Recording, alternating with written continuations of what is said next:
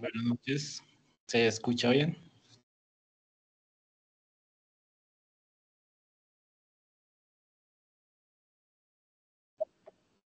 Sí, se escucha bien. Bueno, quedo atento.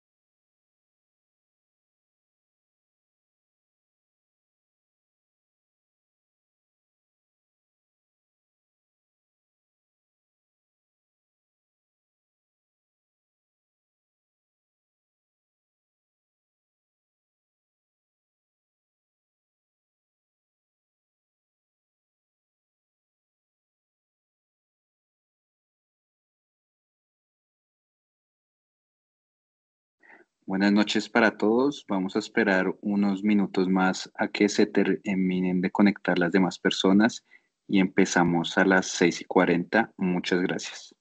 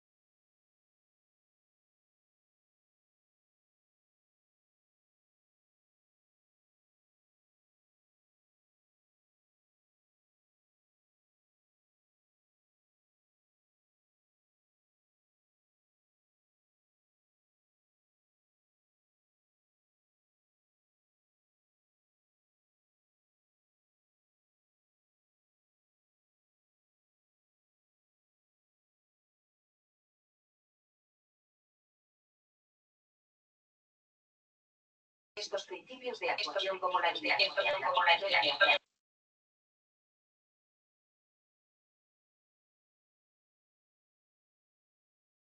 su profesión, dentro de esa particularidad.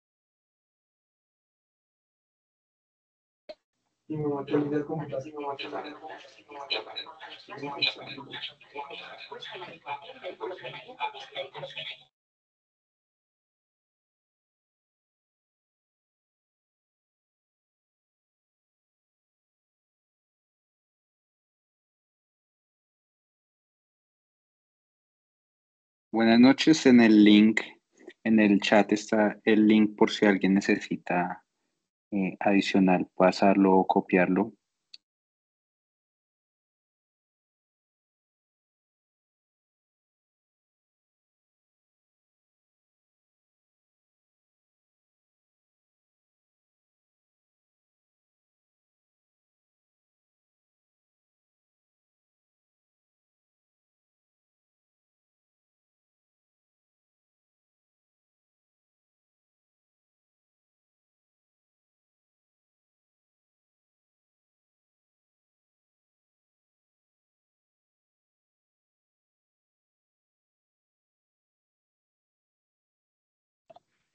Buenas noches.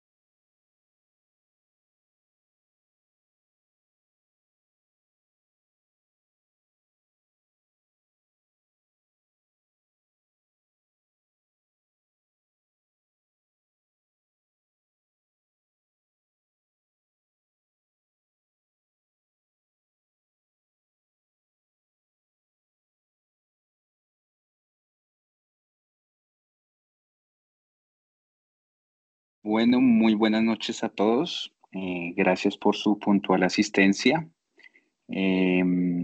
Bienvenidos a una nueva semana, un ciclo de charlas de Academia UCI Chayo, un programa y un centro de formación que en conjunto con el doctor Buitrago y toda la unidad de cuidado intensivo se ha realizado para discutir, para aprender y para continuar educándonos en todo lo que es cuidado intensivo.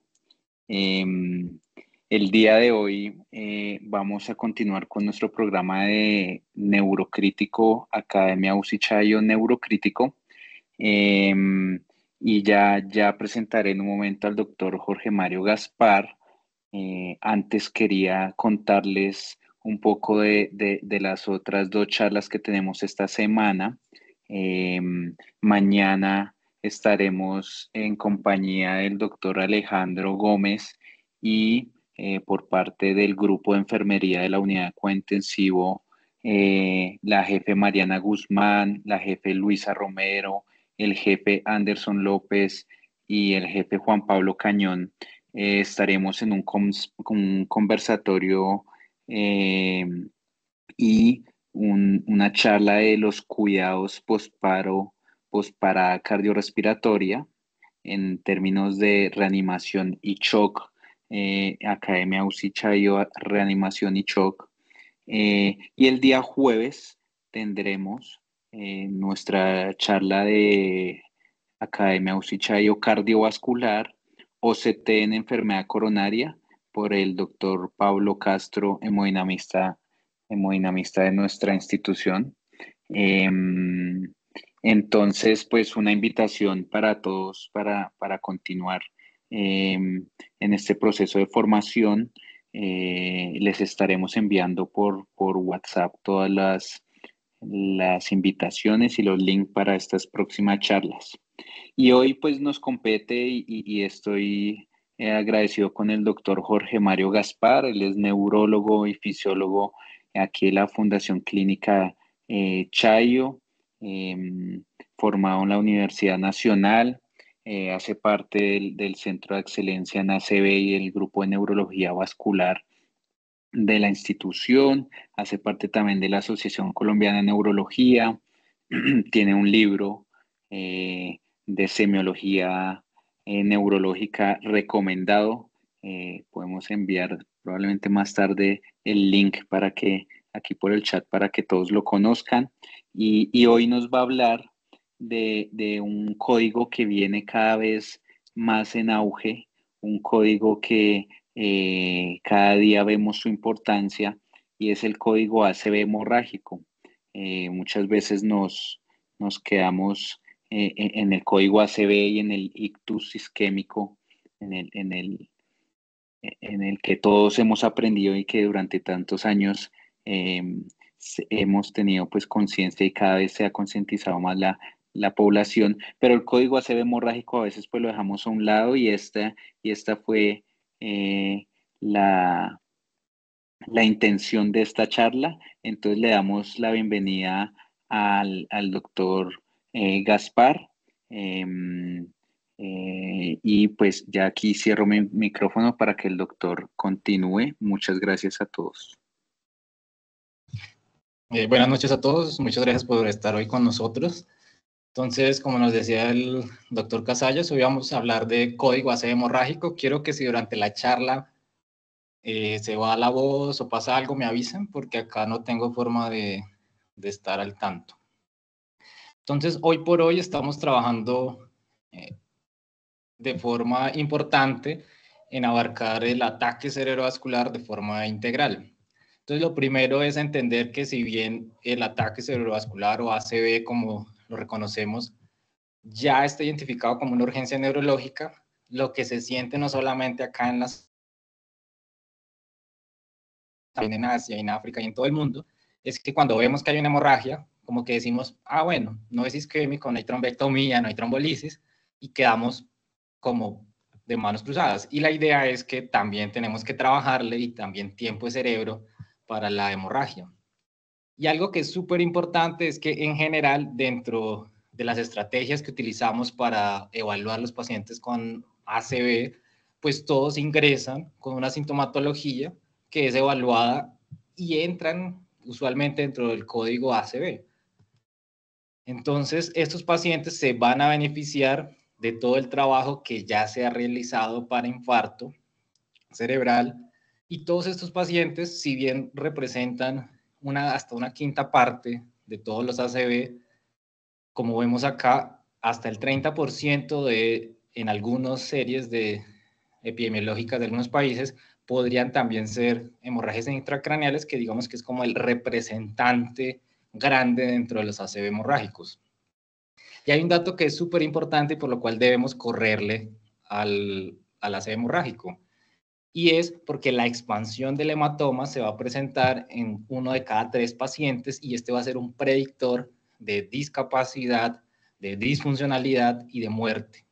Y hasta la mitad de los casos en los pacientes que vienen con anticoagulación. Y hoy entendemos que nuestra población pues tiene un acceso mucho más amplio a indicaciones de anticoagulación, por lo tanto cada vez nos vamos a enfrentar a una población mayor con ACV hemorrágico.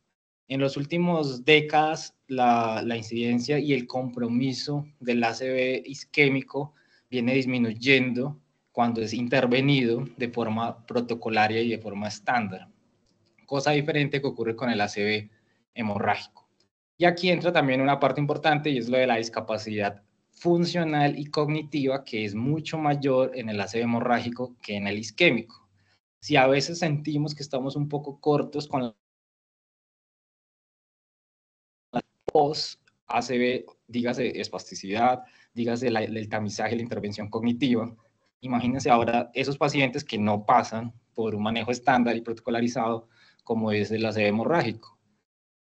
Y lo otro que es súper importante es que si no hacemos intervenciones tempranas, vamos a tener una mortalidad que es cercana al 40% al primer mes, a los 30 días, y es mayor al 50% al año. Y esto es mucho mayor pues, en el ACV hemorrágico, como todos reconocemos. Y hay también una parte importante, que es lo que también pues, estamos trabajando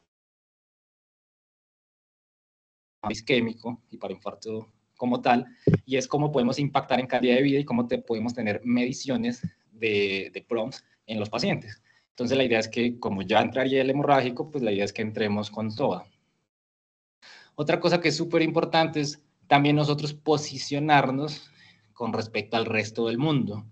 Entonces, por incidencia, realmente no estamos tan mal si nos comparamos con otros países del sur global. Pero lo que sí es claro es que aún así la mortalidad de nuestros pacientes en Colombia sigue siendo muy alta comparada con si tuvieran medidas estándar como protocolos o de atención o códigos ACV establecidos en nuestras instituciones. Y lo otro tiene que ver con la discapacidad ajustada por años de vida, que también, si bien no es tan alta como en otros países, pues algo que nos ha llamado la atención últimamente es que tenemos una tasa de natalidad, tenemos una población que es mayor, que hay una esperanza de vida mayor, por lo cual tenemos una población potencial que va a usar anticoagulantes mayor, y esto en últimas va a desencadenar que tengamos más ACV hemorrágico, que es lo que se espera a futuro. Hay otra cosa que es súper importante y es que a veces cuando nos llega el paciente nosotros decimos, bueno, pues probablemente ese paciente es de origen hipertensivo, es una enfermedad de pequeño vaso tipo 2 o aterosclerótica, y si bien por estudios epidemiológicos se dice que el 80% de causas de enfermedad cerebral de pequeño vaso, pues hay otras causas que son importantes y que son tratables y se deben intervenir tempranamente. Entonces, dentro de esas tenemos las malformaciones arteriovenosas, las aneurismas asociados a procesos infecciosos, la transformación hemorrágica de infartos cerebrales.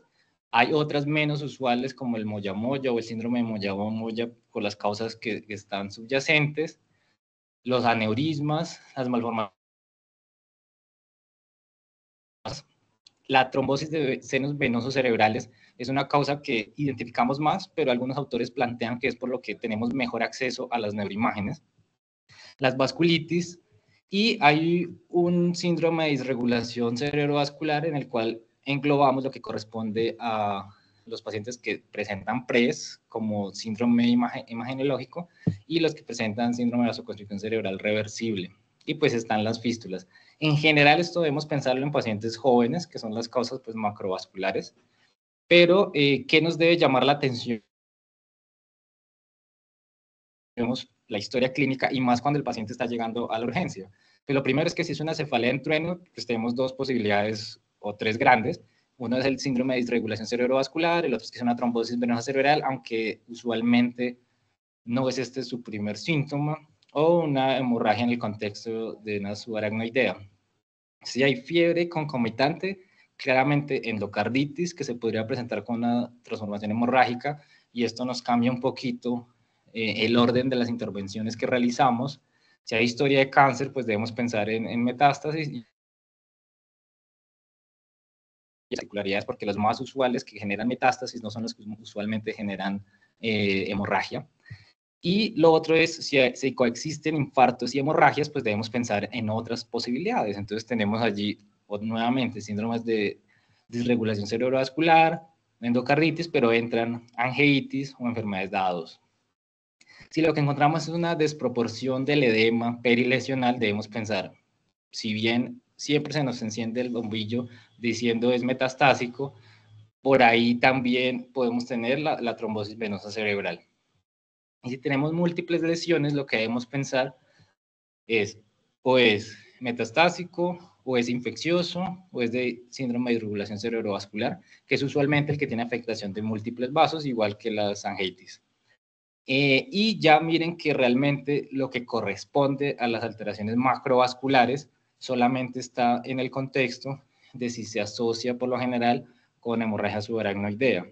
Ahí es donde debemos pensarlo claramente. Y hay un tip clave y es si adicionalmente el paciente cursa con síntomas neuropsiquiátricos, deberíamos pensar, y si encontramos enfermedad de sustancia blanca, pues en el contexto de que sea moderada usualmente, ¿será que es una enfermedad de pequeño vaso cerebral monogénica? ¿O será algo vasculítico? Y si lo que encontramos es que es muy desproporcionado el compromiso de la blanca, debemos considerar realizar o no un panel genético en estos pacientes, que usualmente muchos probablemente van a quedar con un diagnóstico de enfermedad de pequeño vaso, pero no se va a clasificar y estamos de pronto fallando ahí en ese escenario. Otro punto que es súper importante corresponde a la recurrencia. Si bien nosotros decimos, es una patología que es devastadora, que compromete funcionalidad, que compromete calidad de vida, lo otro que se ha encontrado en las series de estudios es que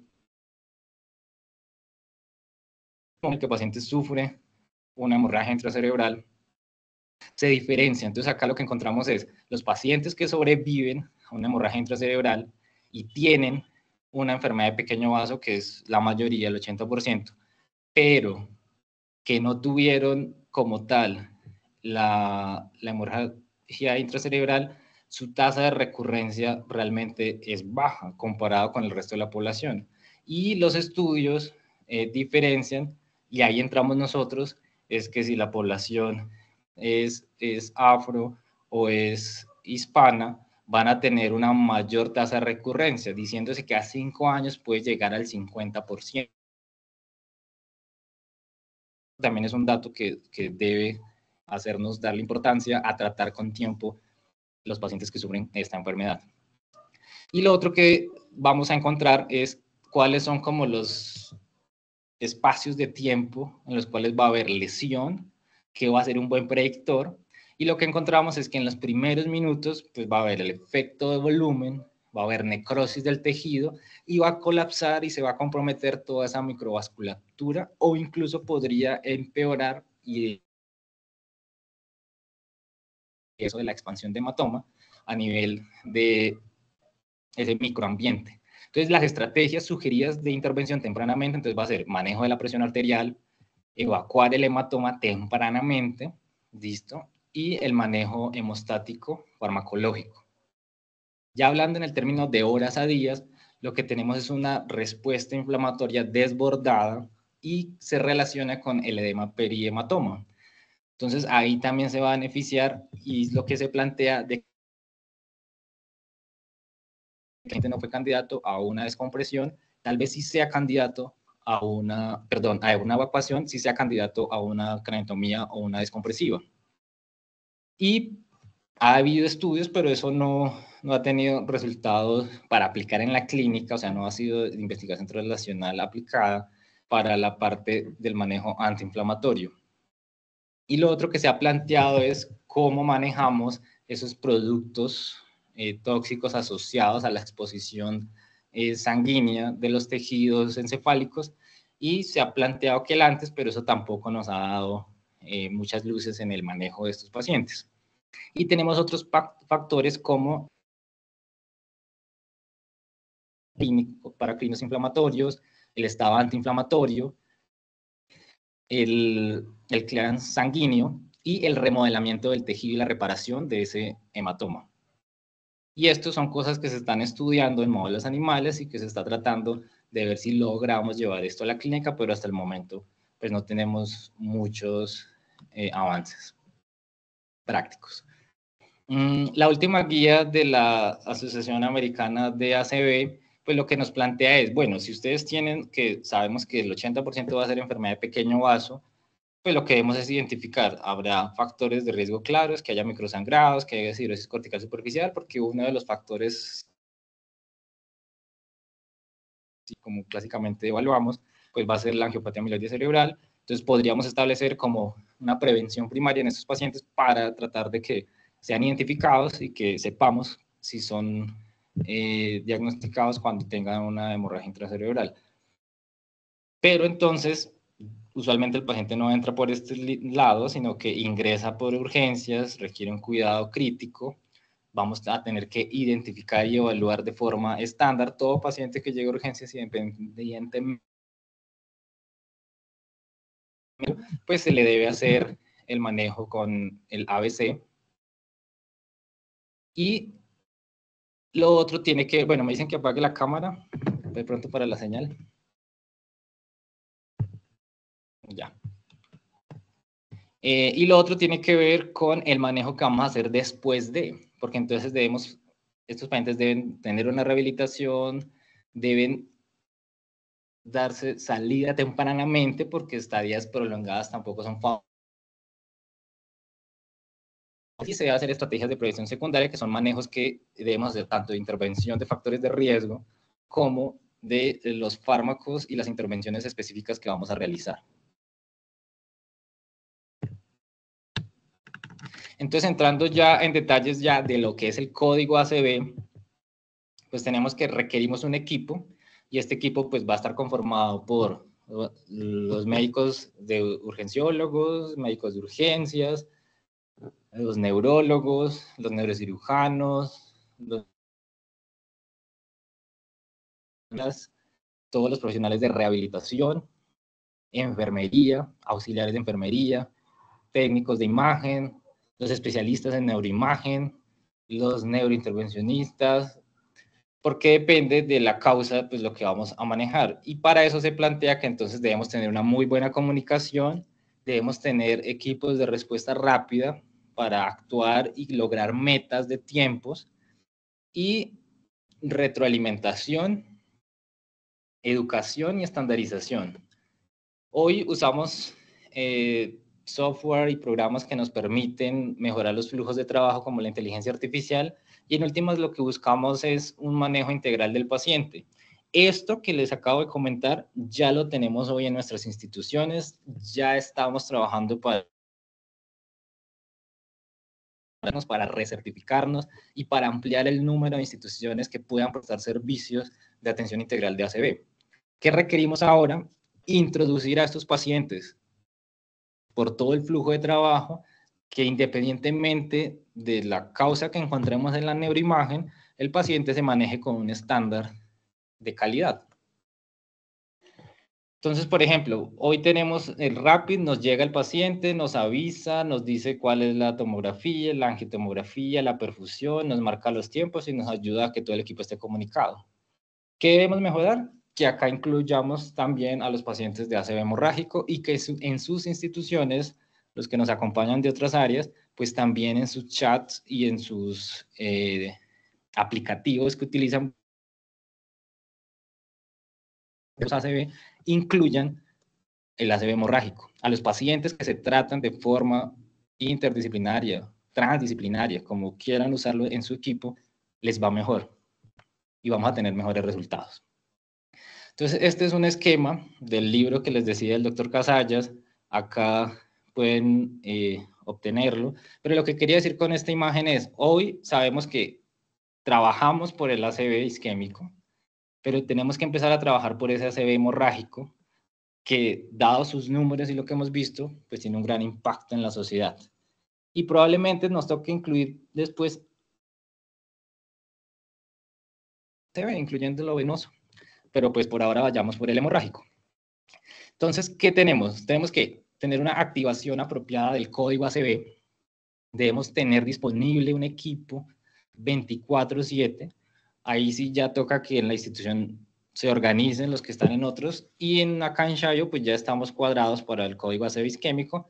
Entonces lo que nos toca es tratar este ACV hemorrágico. Un dato que es fundamental, igual que en el isquémico, es la hora exacta del inicio de los síntomas, porque empieza a partir del reloj en contra del tejido de ese paciente. Igual que pasa en el isquémico, toca saber la última hora de que fue visto bien. Y tenemos que hacer énfasis en si es un paciente que usa dispositivos, o nuestros pacientes tienen dispositivos que podrían dificultar el manejo, dígase de cardio, dígase de neurointervencionismo. Entonces lo que nos toca es saber también, y como les dije, si usan antitrombóticos, pues saber cuál específicamente. Si es un anticoagulante, pues este paciente va a tener un mayor riesgo y nos va a tocar hacer intervenciones especiales. Si ha tenido cirugías recientes o sangrados recientes. Y otra cosa es que nos toca saber cuál es la condición previa de este paciente. Entonces nos toca saber la parte física, funcional y cognitiva antes de que le diera el evento agudo por el que ingresa a urgencias. Y acá cambia un poco la recomendación. La recomendación nos dice que estos pacientes deben tener un NIHSS, debemos tener un ranking, porque el ranking es el que va a permitir que evaluemos a estos pacientes. A diferencia del ACV isquémico, en el hemorrágico, el ranking debe ser evaluado no solamente a los 90 días, 180 días e incluso al año, porque los desenlaces funcionales se califican a más largo plazo. Toca clasificarlos de acuerdo a la escala del ICH. Nos toca medir siempre los volúmenes. Esto, aunque no lo hagamos en isquémico, termina volviéndose un estándar, y en hemorrágico pues tiene un valor predictor. La regla usualmente es el ABC2. Hay algunas variaciones para hacer que no nos sobreestime tanto el volumen, pero digamos que como es la que se usa en todos los estudios, pues yo voy a hablar acá del ABC2. Nos toca evaluar el FUNC, y hay varias escalas. La clasificación etiológica. La clasificación etiológica, igual que hacemos en el isquémico, en el hemorrágico, hay 3 grandes que son aceptadas. Entonces tenemos el Atomic, tenemos el SMASH, y hay una que se planteó recientemente, que es esta del CLAS-ICH, que es muy parecida al ASCO del isquémico. Entonces yo acá les traigo para mostrar esta, y ahorita pues hablaremos al final qué es más práctico que no. Y hay varias reglas predictoras para decirnos si un paciente tiene o no causas secundarias, sobre todo macrovasculares, que requieren intervención temprana. Entonces acá yo les voy a mostrar el Diagram Plus. Entonces, como centro de excelencia en ACV, lo que nosotros hacemos es trabajar en equipo. Ya está identificado que tenemos un kit de ACV. Entonces, lo que nos toca ahorita adicionarle a ese kit de ACV son todas las herramientas para reversión de anticoagulantes. En la institución nos toca tener, más allá del abetalol, de lo que dispongamos en nuestra institución para llegar a metas de antihipertensivos, y nos toca que se responda rápidamente del equipo en la institución para saber si ese candidato va a ser o no a una cirugía en ese momento. Y ahorita hablaremos de los tiempos que nos toca cumplir. Debemos contar igualmente con una unidad de cuidados intensivos neurocríticos y una unidad idealmente, y lo que queremos es que este paciente pues salga en las mejores condiciones posibles. Entonces, ¿cuáles son las metas de tiempo que se plantean en estos pacientes? Entonces, los accesos venosos deben ser apenas el paciente llega, idealmente que sean 2, y que esto no retrase el tiempo para llevarlo a la neuroimagen. El tiempo puerta-imagen sigue siendo la recomendación menor a 30 minutos. Y aquí entra un nuevo tiempo, y es que el paciente, desde que llega, el primer antihipertensivo debe ser realizado en el momento en que se hace la neuroimagen y se identifica que hay un ACV hemorrágico y que obviamente pues está con cifras tensionales fuera de metas. ¿Para qué? Para que en la primera hora hayamos llegado a la meta propuesta de control, y estos son los pacientes que van a tener una mejor respuesta funcional. Cuando uno revisa la evidencia, pues realmente los son los que tienen hematomas muy grandes comparados con los que tienen hematomas menores de 15 mililitros. Lo otro es que se plantea que haya un tiempo puerta, valoración para ver si es candidato o no a neurocirugía en esa primera hora. Entonces, planteando un poquito ya ahí en vías reales, el paciente llega, le ponemos los accesos, hacemos la historia rápida, sabemos si usa o no anticoagulantes, vemos cómo están los signos vitales, tomamos la glucometría, lo pasamos al tomógrafo, vemos que el paciente tiene hemorrágico, el protocolo continúa porque se le debe hacer la angiotomografía, en estos pacientes se indica la angiotomografía para saber causas secundarias, e iniciamos el antihipertensivo como si fuera realmente el trombolítico. Y en esa primera hora nos toca llegar a las metas de tensión arterial y también que se defina si es o no candidato a cirugía. Y acá entra otra discusión y es qué tipo de cirugía, cuál es el paciente mejor candidato. Los estudios han ido ampliando poco a poco. Realmente hoy lo que tenemos es, o el paciente se beneficia de una cirugía abierta o una cirugía mínimamente invasiva de evacuación, o se va a beneficiar de cranectomía en el otro escenario que les planteaba al inicio. Hay unos que plantean que así como tenemos el puerta ingle a 90 minutos, pues hagamos un puerta cirugía a 90 minutos. Pero hay otros centros que dicen probablemente esto no va a ser tan realizable en vida real porque nos toca poner a todo un equipo a organizarse. Entonces lo que dicen es que se hagan en las primeras 24 horas rápidamente, pero la idea es que cada vez esta puerta cirugía pues vaya llegando cercana a ese 90 minutos que es el puerta ingle del isquémico. Lo otro, y que no hacemos usualmente, es hacer la prueba de disfagia inmediata en el momento que el paciente está en la urgencia, igual que hacemos con el protocolo isquémico. La prevención secundaria, la idea es iniciarla en las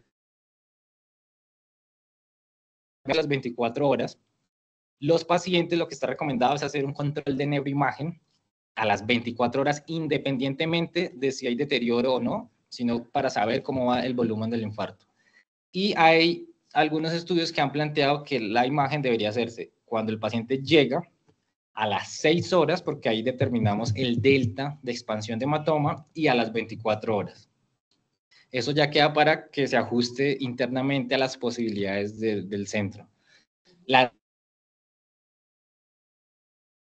Iniciarla después del primer día, y todo paciente debe recibir junto con su familia o sus cuidadores educación antes del egreso y quedar con tamizaje para espasticidad porque estos pacientes tienen ese compromiso adicional al compromiso cognitivo.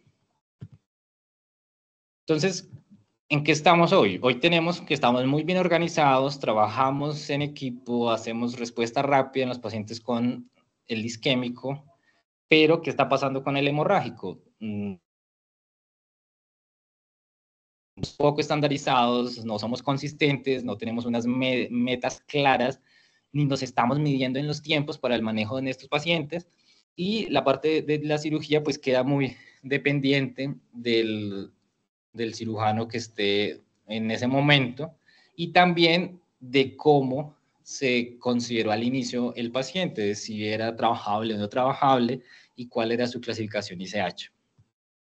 Entonces lo que se plantea es que seamos muy organizados, muy esquemáticos,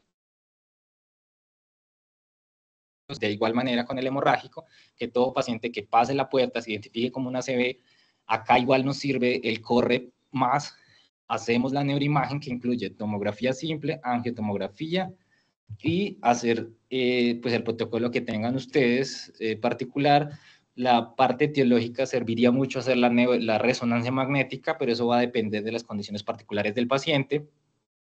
Si está anticoagulado, pues tenemos que hacer la reversión inmediata en la urgencia, y si estamos fuera de metas, controlarlo.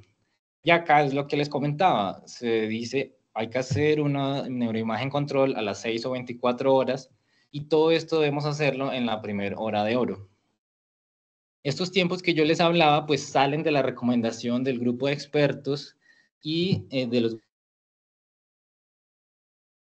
la Asociación Americana como Europea y también la China de ACV, en la cual dicen, listo, nosotros ya tenemos estas metas de tiempos en el infarto, nos toca trabajar en el hemorrágico, tal vez 90 minutos para estar ya en sala de cirugía, nos va a tocar trabajarlo un poco más, pero sí que la tengamos en menos de 24 horas y vayamos trabajando para ir bajando estas metas. Entonces, ¿cuál va a ser el proceso de evaluación en estos pacientes? Entonces, ya dijimos que hay que hacer la historia, ver cuáles son los factores de riesgo, ver si está anticoagulado, controlar los simuladores. Vamos a hacerle el ICH, esto nos va a predecir, listo, la mortalidad a 30 días, y esta es la forma en la que igual debemos hacer la medición del ABC. Entonces, tenemos que el eje mayor, o sea, el diámetro de este sangrado en el corte donde se vea mayor, hacemos perpendicularmente a la medición en B, y luego depende del número de cortes, lo multiplicamos por el grosor en centímetros. Esta sería una manera, o la otra es, si en sus instituciones, así como acá nosotros tenemos la posibilidad de verlo en varios cortes, tanto el axial como el sagital y el coronal, pues lo que hacemos es medir en el corte coronal o en el sagital para ver el eje en C y calculamos el valor. Esto va a ser fundamental, servir como predictor de expansión de hematoma cuando hagamos el seguimiento, y ya veremos. Entonces, por ejemplo, este paciente tenía un sangrado, que era ganglio basal, se le hizo la angiotomografía, acá nos sirvió bastante tener la angiotomografía porque tenía un signo en la imagen, listo, que era el punto en la angiotomografía, y este paciente a las 24 horas o más tenía una expansión severa del hematoma, y si esto se hubiese identificado tempranamente e intervenido, probablemente hubiese sido algo diferente el desenlace. Hay otros factores que debemos tener en cuenta como predictores de expansión, y uno es que sea de forma irregular el signo de la isla, del satélite, que haya cambios en las densidades, ¿listo? Y esto nos va a predecir que tengamos o no una expansión del hematoma. También les hablé de que el recomendado sería, y ahorita pues lo discutiremos qué tan práctico, pero digamos, la idea es tener nosotros ayudas cognitivas, listas de chequeo que tengamos ahí en el momento de atender al paciente para simplemente ir señalando y poniendo. Entonces, por ejemplo, este es el puntaje de diagram que una forma de establecer la probabilidad de que un paciente tenga causas secundarias de esa hemorragia. Entonces acá lo bueno es que nos clasifica, depende si tiene 18 a 50 años, si tiene o no enfermedad de pequeño vaso cerebral, si tiene de 51 a 70 años, si se le hizo solamente imagen de tomografía simple o si tiene tomografía y angiotomografía, que este sería el diagram plus. Entonces lo que vamos a calificar es si esta es profunda, si es lo... Entonces, como ven ustedes acá, los que tienen mayor probabilidad de que sea por causas macrovasculares, pues son los que no tienen enfermedad de pequeño vaso, que son de fosa posterior, los que se les hizo una angiotomografía, listo, y salió positiva, listo, y son de fosa posterior o incluso lobares. Si ustedes ven en general el hecho de que salga una angiotomografía pues positiva, obviamente nos va a decir que la predicción va a ser muy alta de que tenga una causa secundaria macrovascular. Ahorita vamos a hablar de cuál es la utilidad de estos marcadores por imagen, expansión de hematoma. Entonces, lo primero es, este signo de la isla que hablábamos, tiene una especificidad del 98%, el del satélite, sensibilidad del 54%, con una especificidad buena del 94%, el signo del hoyo negro del 30%, sensibilidad, especificidad del 91%, y el signo del punto, una especificidad del 88% en la angiotomografía. Pero, ¿qué es lo importante? También se han desarrollado puntajes para evaluar como este Brain Score, en el cual me dice cuál es el volumen. Entonces, por tanto, es súper importante hacer un cálculo correcto del volumen, que me dice si es menor de 10 hasta 20 o mayor a 20 mililitros, si es una hemorragia recurrente, si está en uso de anticoagulante, si tiene extensión intraventricular, el número de horas desde el basal hasta la realización de la tomografía inicial. y eso nos va a dar unos puntajes y nos va a predecir cuál va a ser la expansión.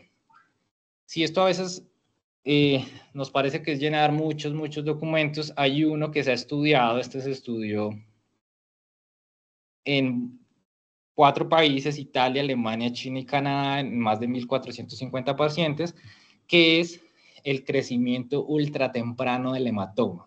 Y lo que se hace es medir el volumen de la hemorragia intracerebral sobre el tiempo en horas, desde el inicio del evento hasta la toma de la imagen.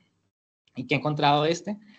Que es un predictor independiente de expansión severa del hematoma, y que si este está por encima de 5 mililitros por hora, la posibilidad de que haya una expansión severa del hematoma es de más de 2.4 veces. Por tanto, tener estos datos clave nos va a ayudar a trabajar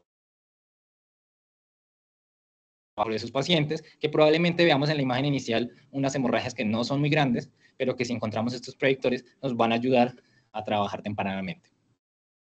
Listo, entonces, ¿qué se propone que debemos hacer cuando el paciente venía anticoagulado? Pues hacer la reversión. En este caso, los pacientes que vengan anticoagulados con antagonistas de vitamina K y con INRs por encima de 1,3, pues podemos usar el complejo protombrínico y vitamina K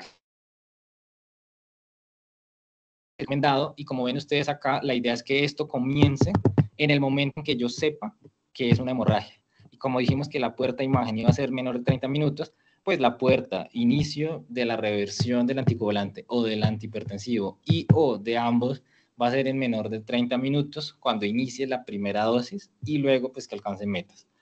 Si veníamos con el del 10, pues sería con Dexanet alfa, los que lo tengan disponibles, y que la última dosis haya sido en menos de 18 horas.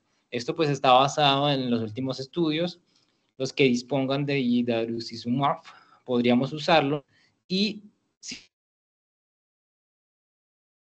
los inhibidores específicos, pues lo que tenemos que usar son el complejo protrombínico en los pacientes que vengan con DOACs, aunque los últimos estudios pues han demostrado que les va mejor con los específicos, pero sí tienen más efectos protrombóticos.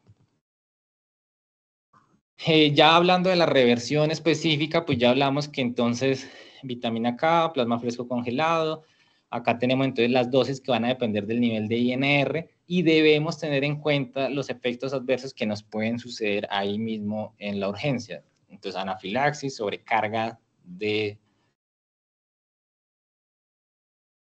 los trombóticos cuando usamos para revertir warfarina, eventos trombóticos específicamente si usamos los específicos o los generales para los inhibidores del 10A.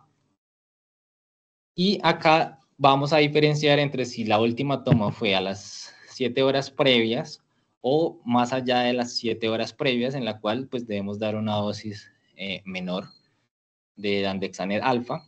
Y si usamos el complejo protrombínico, pues vamos a usarlo a dosis estándar. Y si el paciente tomó hace menos de 2 horas, podríamos... Eso está en las recomendaciones basadas en guías de las diferentes sociedades de ACV en el mundo. Si usamos el inhibidor directo, pues vamos a usar, dependiendo de la molécula que usemos para hacer el manejo específico, y de las heparinas con protamina, y debemos hacer el monitoreo de laboratorios para saber que llegamos a niveles. Acá va a depender de si hay acceso o no a ver actividad del anti-10, o si no, pues hacemos los estándar. Hay otra posibilidad y hay casos que se reportan, y es que podríamos guiar el de esta cascada de la coagulación, depende de dónde está la alteración, con tromboelastografía rotacional, en la cual, por ejemplo, este paciente llegó con una hemorragia que era severa, y al hacer el estudio en las diferentes modalidades, pues se encontró que había un déficit fibrinógeno, y lo que se hizo fue corregir específicamente este déficit, y con eso hubo un mejor control del sangrado y se evita una expansión y mayor compromiso. Entonces, la situación acá es, si se tiene disponible, podría ser otra herramienta a utilizar. Digamos, es Ya sabíamos que hicimos la reversión, ahora vamos a hacer el manejo rápido de las cifras de tensión arterial. En este escenario, lo que está recomendado es si lleva menos de 6 horas de síntomas y tiene cifras de tensión arterial sistólica sobre 150, debemos llevarlo a metas que estén por debajo de 140, que es como la recomendación, y los estudios que se han realizado, incluyendo pues el Interact 3, que fue el último del todo el paquete de cuidados. Y acá hay un dato importante, es que estas presiones arteriales se deben mantener por la primera semana en el paciente. Usualmente en los estudios de vida real se ha visto que la estancia promedio de los pacientes con ACV hemorrágica de los 7 días. O sea que esto lo cumpliría intrahospitalario. En esta guía, que está basada en la Asociación Europea de ACV, ellos plantean que se debe evitar más de 90 milímetros de mercurio de disminución de la tensión arterial sistólica y que el primer antihipertensivo se dé en los primeros 30 minutos o antes y que lleguemos a metas en la primera hora. ¿Listo? Si ustedes se ven acá, independientemente de la hora de inicio de síntomas, la meta es bajar si está sobre 150. Pero entonces, ¿qué diferencia esto con asociaciones? Entonces, está por ejemplo la China y la americana, es que cuando se hizo el análisis de cómo se comportaba la reducción de presión arterial con respecto al ranking a 90 días, se veía que tenía una relación en forma de J, en la cual realmente por debajo de 60 milímetros de mercurio de disminución inmediata, esto sería para la dosis del primer antihipertensivo, y lo otro que es súper importante es que nos toca iniciar claramente con antihipertensivos endovenosos para lograr variabilidad de las cifras tensionales. Y el dato acá de este análisis que incluía el Interact 2 y el ATASH 2 es que los pacientes que se benefician de la disminución rápida de las cifras tensionales si están sobre 150, realmente si un paciente tiene, por ejemplo, 220, solo sería seguro disminuir hasta 60 milímetros de mercurio, lo cual estaría un poquito contrario a lo que plantean los europeos, que ellos hablan de que hasta 90. De hecho, si ustedes ven acá, se sale ese 90 milímetros de mercurio de disminución rápida de los valores que fueron calculados y ya empieza a ser deleterio sobre esos niveles.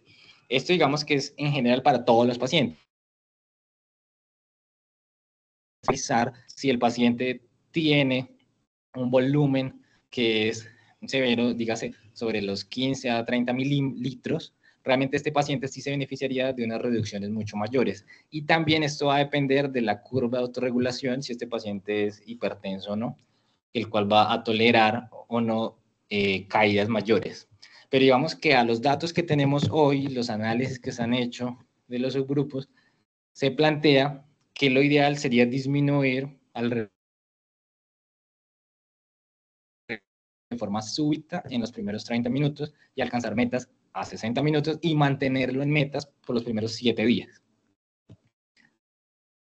Listo. Lo otro tiene que ver con la intervención quirúrgica para evacuar el hematoma o hacer un drenaje ventricular externo. Entonces, lo que se plantea ahorita es que la decisión de si va o no a cirugía pues sea analizada caso a caso, listo, y que esté conformado por un equipo multidisciplinario, que en este caso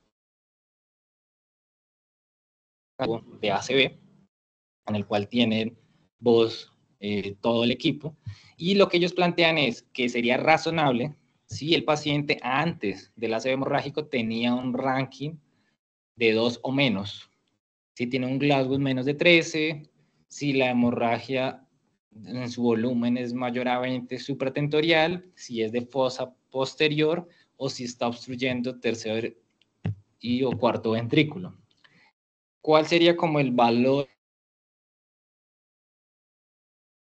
El código es que el 100% de los pacientes cumplan con la valoración para saber si es o no candidato a cirugía y que menos del 50% de los pacientes se queden sin ser valorados en los primeros 60 minutos desde que llegan a la urgencia.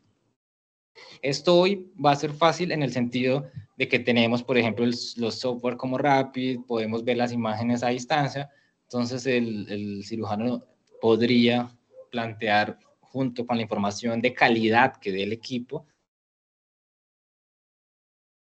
un candidato de forma temprana. Pero entonces tenemos que los datos también van a depender de la localización.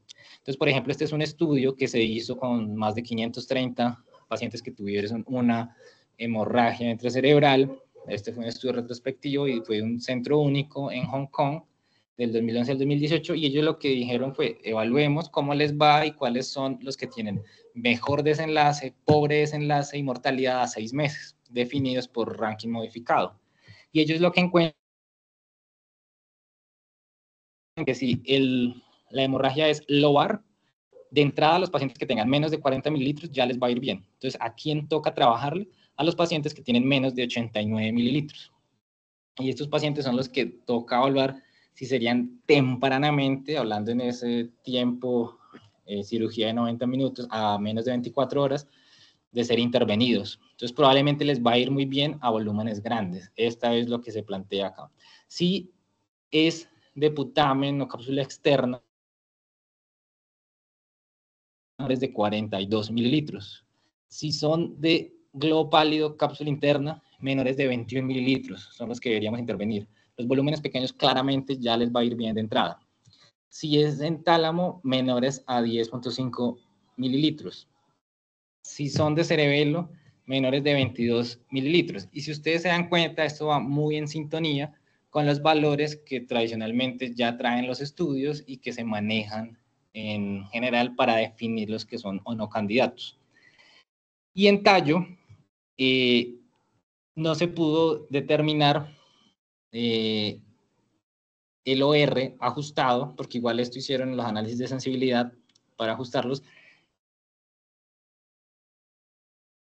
que se plantea que si es menos de 10 mililitros deberían ser intervenidos, pero entonces aquí entran varias consideraciones especiales. Uno, pues va a ser el abordaje. Dos, es que un grupo importante de pacientes fallecieron antes de poder hacer los análisis de los que habían tenido compromiso en tallo. Entonces, por eso queda acá un poco flojo los datos para poder hacer ese cálculo. Entonces, quedamos es de que los pacientes que van a tener pobre pronóstico allí, pues parten de 7 mililitros. O sea, esos serían los que claramente deberíamos considerar si es posible con la tecnología que se dispone en cada institución. Y es cuál va a ser el tipo de abordaje. Tenemos entonces que inicialmente, dependiendo de la experiencia del centro y el número de casos año, pues va a ir mejor si viene con una tradición de abordaje abierto, aunque ahorita los estudios pues vienen planteando que los abordajes mínimamente invasivos les va mejor. Entonces, por ejemplo, en los últimos estudios, como por ejemplo el Enrich, se evaluó si la hemorragia era espontánea y lobar o era ganglio basal anterior, con volúmenes entre 30 y 80 mililitros y clausos de 5 a 14, que la intervención se hiciera tempranamente. Como ven, con las metas que se plantean para el código. Entonces, que sean en las primeras 24 horas y, por ejemplo, acá en este, que es de los últimos publicados, se habla de que sea preferiblemente en menos de 8 horas. Si ustedes ven, el número de pacientes no es muy grande comparado con las series de otros estudios en otros escenarios, pero digamos que lo que han documentado es que en general le va bien a los pacientes bien seleccionados. ¿Listo? Y ahora la evidencia está más clara es para los pacientes que tienen compromiso, que es muy innovar y cercano a corteza, y los profundos con abordaje mínimamente invasivos. Las particularidades que hacen los autores y los revisores es que esta tecnología para ser mínimamente invasivo es costosa y no es fácilmente asequible. Entonces, que podríamos ajustar nuestros protocolos para hacer abordajes que puedan ser similares o semejar a cirugías mínimamente invasivas.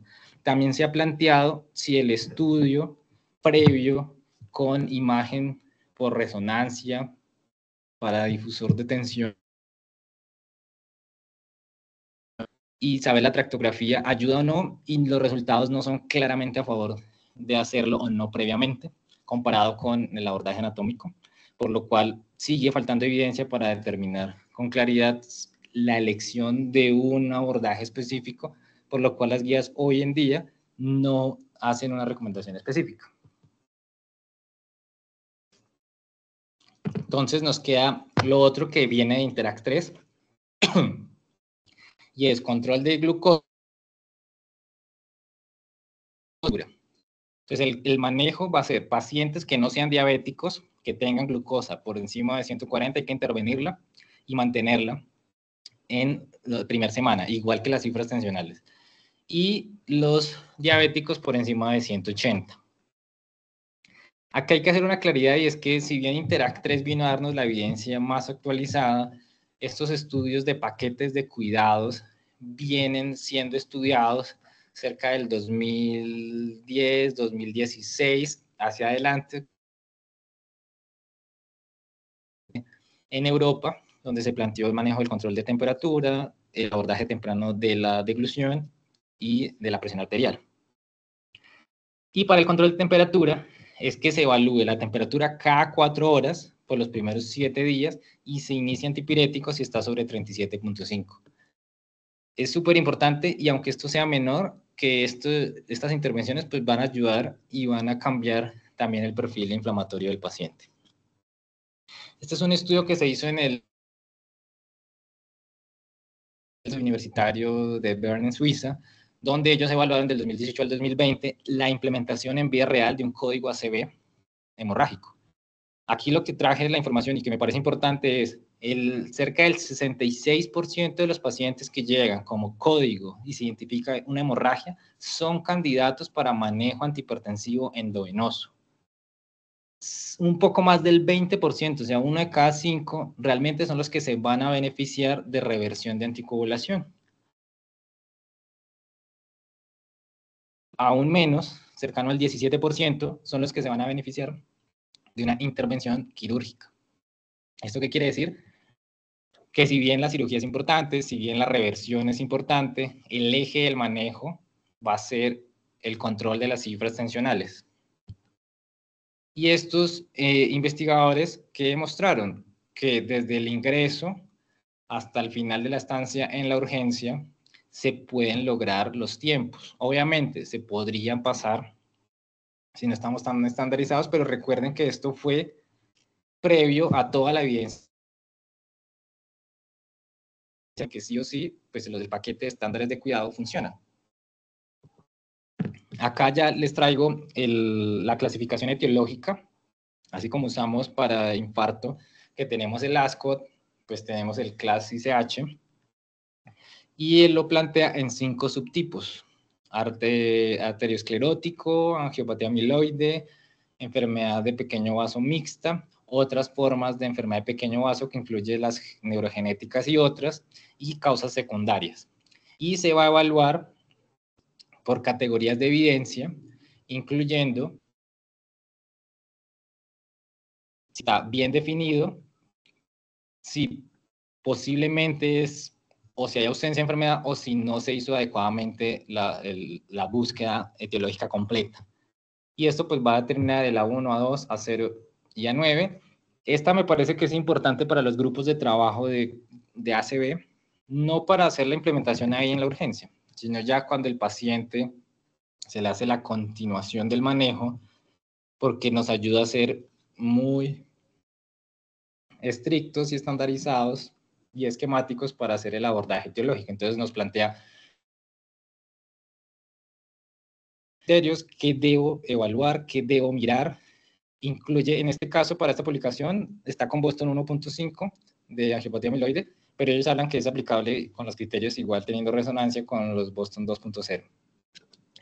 Angiopatía amiloide nos dice también que no se nos pase la búsqueda etiológica, sobre todo para otras formas que son posibles y causas secundarias que puedan quedar a medias. En algunas ocasiones nos sirve mucho realizar perfusión en estos pacientes. Y que siempre hay en estos pacientes que tienen ACV hemorrágico. 1, si los antiplaquetarios se pueden continuar después de un ACV hemorrágico. Entonces, estos dos estudios que referencio, ellos hicieron el análisis y lo que encontraron es que si el paciente ya venía en UCI con indicación de antiplaquetario, este se podría continuar y que se podría continuar incluso después de las 24 horas y se ha encontrado que podría incluso disminuir la recurrencia de hemorragia. Lo otro tiene que ver con cuándo inicio yo la anticoagulación. Entonces, también se hizo un estudio, este fue un solo centro, en el cual evaluaron más de 300 pacientes, esto fue retrospectivo claramente, y esto tiene una particularidad y es que fue en pacientes anticoagulados con valvulopatías. Y lo que encontraron es que los pacientes no presentan más sangrado ni tienen riesgo si se inicia tan temprano como 7 días y que entre 7 y 14 días podría ser un rango razonable, pero que hay más riesgo de expansión o sangrado si usamos terapia puente con heparinas. Esta investigación pues queda para que sea replicada, pero sí nos da luces de lo que estamos haciendo hoy, por ejemplo, en nuestro centro, que es iniciar tempranamente si está la indicación. 7 días viene a ser seguro. Bueno, muchas gracias.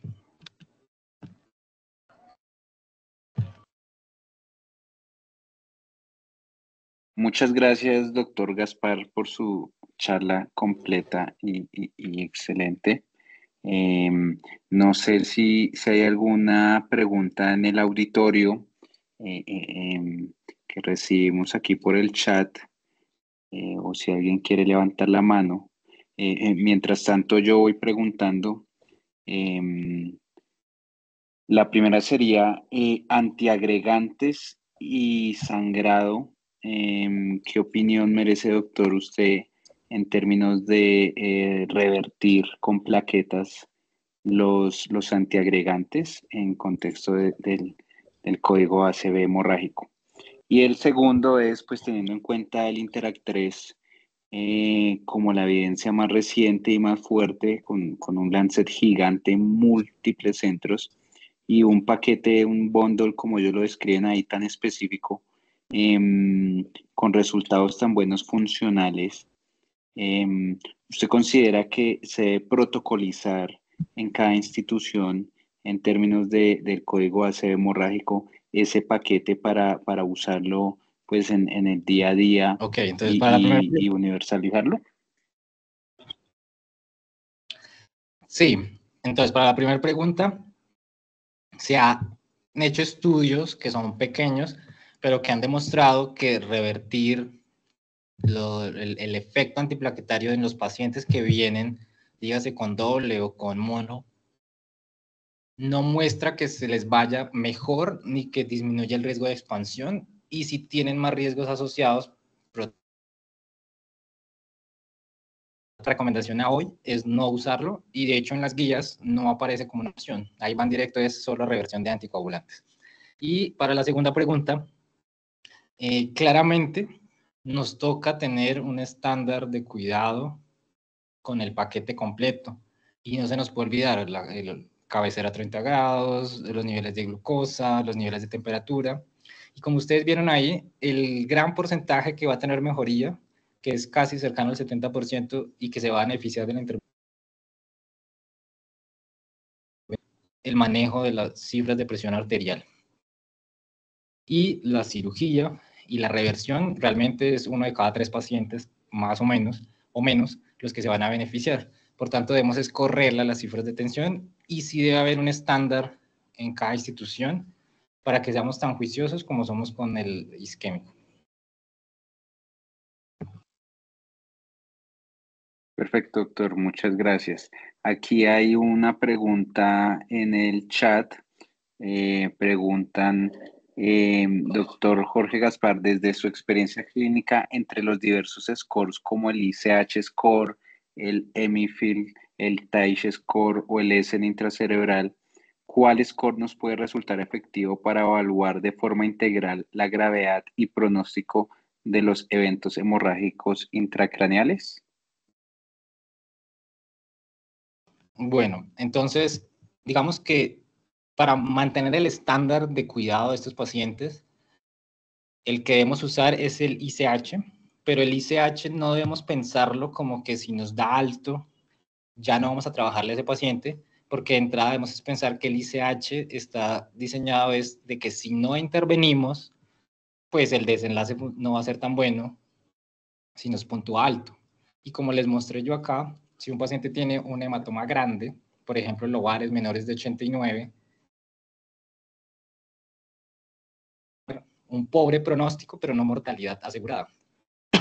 Entonces, intervenir rápidamente va a cambiar el desenlace. Y no debemos usar un solo score, debemos usar el paquete completo, que fue como lo que yo traté de simular cuando les puse el ejemplo de que hacemos valoración del ICH, medimos el volumen, establecemos el crecimiento del hematoma ultra rápido y con eso evaluamos expansión y tenemos que saber el ranking y de porque igual se lo estamos, ese paciente cuando llegó se le hizo eso porque no se sabía si era hemorrágico. Entonces esos scores los vamos a tener, Juan Camilo.